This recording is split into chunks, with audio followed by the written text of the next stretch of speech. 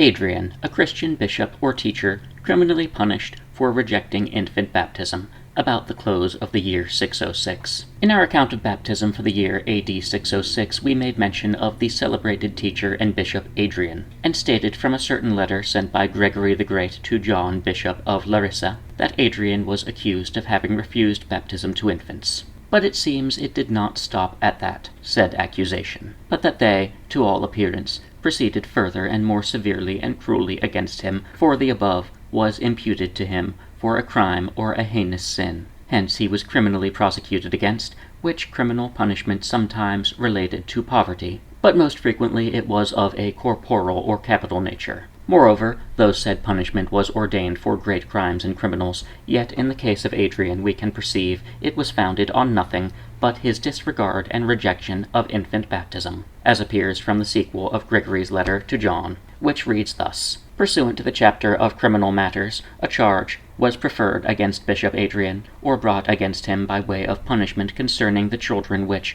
by his orders, had been kept from baptism, and died in darkness unbaptized, or unwashed, from the filth of sin. If anyone should object that said chapter of criminal matters was not comprehensive and rigorous enough, and that therefore Adrian was probably not really punished corporally, or with death by virtue of the same, with such a one as we do not feel inclined to dispute, it suffices us to have learned, on the one hand, that this teacher Adrian did not hesitate, even though he should incur severe penalty, to speak against infant baptism, yea, what is still more, to reject infants from baptism, and to let them die unbaptized, as being under the grace of God. And on the other hand, that those of the Roman Church were exceedingly dissatisfied with this, yea, to such a degree, that the chapter of criminal matters was opened and apparently by form of sentence set before this good man, either to send him, after preceding excommunication, into banishment, or to strip him of his property, or to punish him corporally or capitally. But whether said sentence was actually executed on him, it is not clearly expressed, hence we commit the truth of the matter to God. In the meantime there appears what we have said before, namely, that the Pope or the Roman Church did not hesitate not only to anathematize, as had formerly been customary,